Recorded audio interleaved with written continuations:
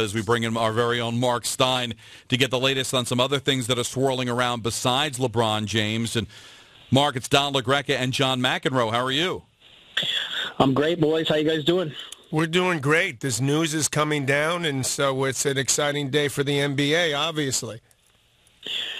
Circus is a good way to describe it. The league is on fire right now. I mean, so many things are happening. I mean, this was the domino everybody was waiting for, and now there's just frantic action in front offices everywhere. So Lin's official to the Lakers. Tell us about that. Lin's official to Yes. them. Okay. Yeah, basically, the Rockets needed a team with cap space, and it was just a matter of who, they had to attach a future first-round pick to Jeremy Lin to get somebody to take him on. But the Lakers, they've kind of missed on everybody. They're not going to get Carmelo. They're not going to get any of the marquee free agents. So Jeremy Lin was a great solution for them, a short-term solution, because Lin's on the last year of his contract. So Houston gives the Lakers Lin and a first-round pick. The Lakers get a name, an established player to put next to Kobe Bryant, and then Lin's contract expires, and it doesn't mess with any of the Lakers' cap space in 2015. So this is a pretty good save for the Lakers, and it's humongous for Houston because they had to trade Lin on top of trading Omer Asik. Now they got deals for both of those guys, and that's going to enable them to sign Chris Bosh away from the Heat. Well, what would be the max deal that Miami could offer Bosh? That's because I believe that's $88 million for 4 years. Is that correct? To Houston. To Houston. Miami could actually give him 5 years and $100 million. So Miami could blow anybody out of the water if they wanted to keep Bosh.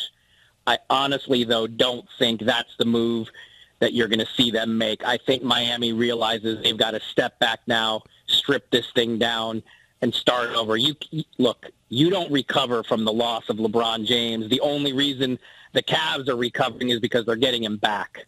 So Miami knows there's no short-term moves they can make to save this thing. They're much better off. I mean, you know they're going to keep Wade, but I don't know that giving Bosh 5 years, $100 million, when he's not a guy you can build a team around at this point in his career, that's really not the best use of Miami's money. What's the most that Melo could get from Miami? Melo can only get a 4-year max, and it would depend on how much cap space Miami has after they sign Dwayne Wade, because we know Wade is staying. But I don't see any way Melo would consider Miami without LeBron there. I really think Melo is down to the Knicks and the Bulls. And the Knicks are pretty freaked out from what I gather, because they thought Monday they'd get the yes. They thought Thursday they'd get the yes, and they still don't have it. And now Carmelo is surely looking at this saying, LeBron's in Cleveland with a bunch of young guys that Cleveland might be able to turn their trade pieces into Kevin Love.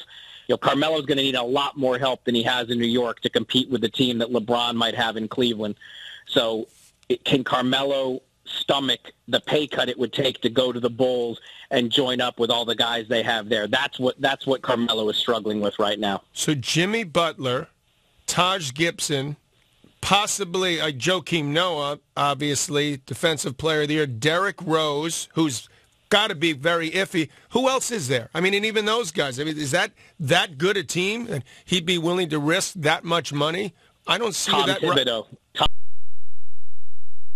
really, I think, the factor. And there's still some question around the league about how Tom Thibodeau and Carmelo Anthony would really mesh. But, look, the Bulls play such great defense. Thibodeau never lets these guys take a night off. What they're missing is the guy to throw it to and bail them out with buckets when they need it. And LeBron, and Melo obviously could do that. I mean, he's the scorer that they don't have. Certainly when Rose is out, I think people are going to question, can Rose and Carmelo play together? But this means Chicago doesn't have to rely on Derrick Rose, who hasn't been able to stay healthy these last 2 years. So you can understand why the Bulls want to do it. I still think the Knicks have a slight advantage here. That money is so substantial.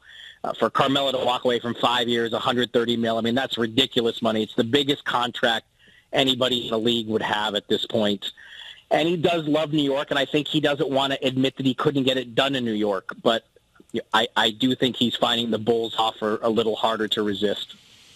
Now, if the Bulls do not get Melo, and Melo's think the top 4 teams in the Eastern Conference, and are the Knicks one of those 4? I don't think the Knicks are in the top 4 just yet. I mean, Toronto's basically keeping their group together, and they had a pretty strong year. You know, Cleveland is going to be a force. I think Chicago, even if they don't get Melo, you know, they're gonna get Pau Gasol or try to get into the Love trade mix or get somebody good.